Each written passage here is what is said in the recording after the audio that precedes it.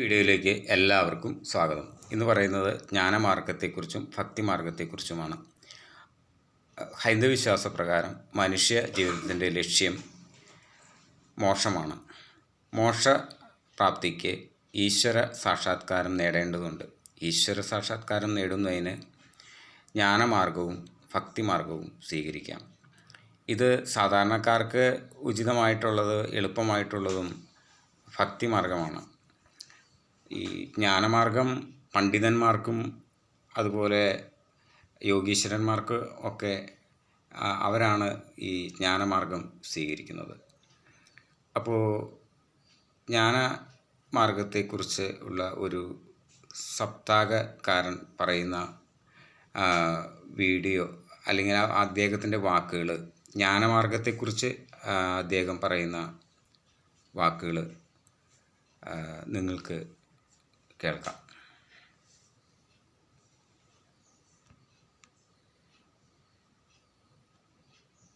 വിഗ്രഹവും ദൈവമല്ല. അത് നമ്മൾ ഹിന്ദുക്കളെ തെറ്റി പഠിപ്പിച്ച് കാരണം നിങ്ങൾ അങ്ങനെ തെറ്റി പറഞ്ഞു കൊടുത്താൽ നമ്മുടെ ഭാരത സംസ്കൃതിയെ നിങ്ങൾ മനസ്സിലാക്കാതെ പോകും.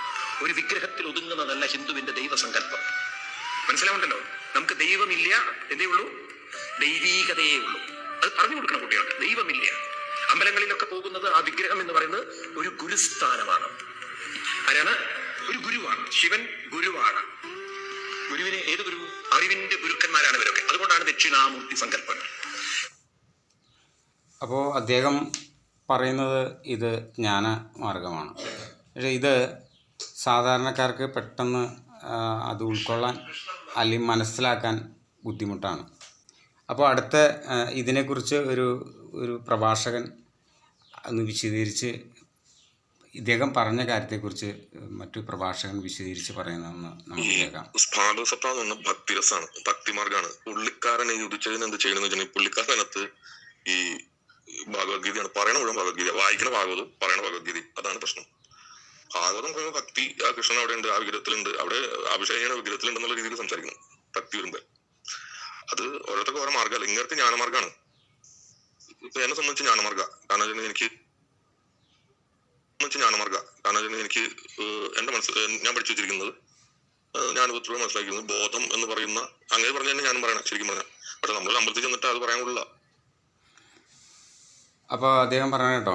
അപ്പോൾ എന്ന് വെച്ച് കഴിഞ്ഞാൽ അത് രണ്ട് ഇതാണ്. അതായത് ഭക്തിയിൽ യുക്തി വരുമ്പോൾ ഭക്തിയിൽ യുക്തി വന്നാൽ ഭക്തിയില്ല, ഭക്തി നശിക്കും. അപ്പോൾ അതാണ്. അപ്പോൾ യുക്തിപരമായിട്ട് ചിന്തിക്കുമ്പോൾ അത് ഭക്തിക്ക് യോജിക്കില്ല.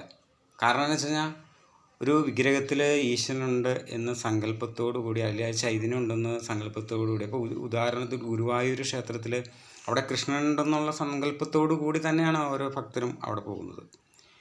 അപ്പോൾ അവിടെ ഗുരുവായൂരപ്പൻ ഇല്ല, അല്ലെങ്കിൽ കൃഷ്ണ എന്ന് വിളിക്കണം, അല്ലെങ്കിൽ നമ്മളൊരു അവൽപ്പൊതി വെക്കുമ്പോൾ അവിടെ കൃഷ്ണൻ അത് ഭക്ഷിക്കുക, അത് കഴിക്കുക എന്നുള്ള വിശ്വാസത്തോടുകൂടിയാണ്. അപ്പോൾ സാധാരണക്കാരോട് ജ്ഞാനമാർഗം പറയുമ്പോൾ അത് പെട്ടെന്ന് അവർക്ക് മനസ്സിലാക്കാൻ ബുദ്ധിമുട്ട് വരും. അതാണ് എനിക്ക് തോന്നുന്നത്. അപ്പോൾ ഭക്തിയെക്കുറിച്ച് മറ്റൊരു പ്രഭാഷകൻ ആ ഭക്തിയുടെ ശക്തി, ഇപ്പോൾ പൂന്താനമൊക്കെ എന്ന് വെച്ച് കഴിഞ്ഞാൽ ഭക്തി കൊണ്ട് മുക്തി നേടിയ ആളാണ്. അപ്പോൾ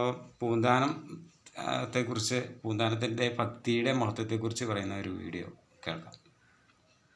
ഗുരുവായൂർ നടക്കുന്ന എല്ലാ പൂജകളും, ഗുരുവായൂരിരിക്കുന്ന വിഗ്രഹം, ഗുരുവായൂരിലെ സമ്പ്രദായം, ഇതെല്ലാം മഹാവിഷ്ണുവിനെ കേന്ദ്രീകരിച്ചാണ് നടക്കുന്നത്. അവിടെ ഇരിക്കുന്ന മൂർത്തി എന്ന് പറഞ്ഞാൽ ബാലനാരായണനാണ്.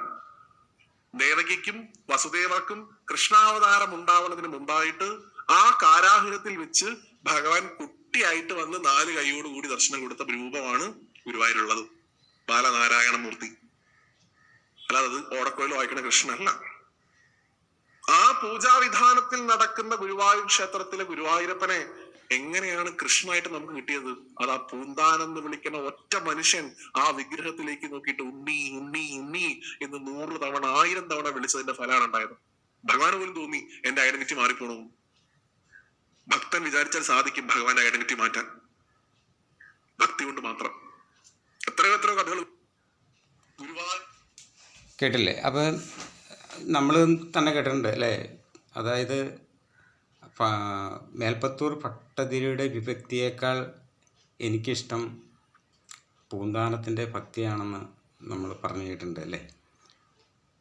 അപ്പോൾ ഇത് രണ്ടും ഓരോരുത്തരുടെ ഇഷ്ടമാണ്. ജ്ഞാനമാർഗം സ്വീകരിക്കുന്നവർക്ക് ജ്ഞാനമാർഗം സ്വീകരിക്കാം, ഭക്തിമാർഗം സ്വീകരിക്കുന്നവർക്ക് ഭക്തിമാർഗം സ്വീകരിക്കാം. പക്ഷേ ജ്ഞാനമാർഗത്തിലേക്കൊക്കെ എത്തണമെങ്കിൽ അത്രയ്ക്കും പഠനങ്ങളും അല്ലെങ്കിൽ ശ്രമങ്ങളും ഒക്കെ വേണം. അതാദ്യം ഞാൻ പറഞ്ഞ ഒരു പണ്ഡിതന്മാർക്ക് യോഗീശ്വരന്മാർക്കൊക്കെയാണ്. സാധാരണക്കാർക്ക് എപ്പോഴും ക്ഷേത്രങ്ങളും പൂജകളും കീർത്തനങ്ങളും നാമജപങ്ങളും ഒക്കെ ആണ് എളുപ്പം. അപ്പോൾ അത് ഓരോരുത്തരുടെ ഇഷ്ടം പോലെ സ്വീകരിക്കാം. അപ്പോൾ പുതിയ വീഡിയോയുമായി വീണ്ടും വരാം. നന്ദി, നമസ്കാരം.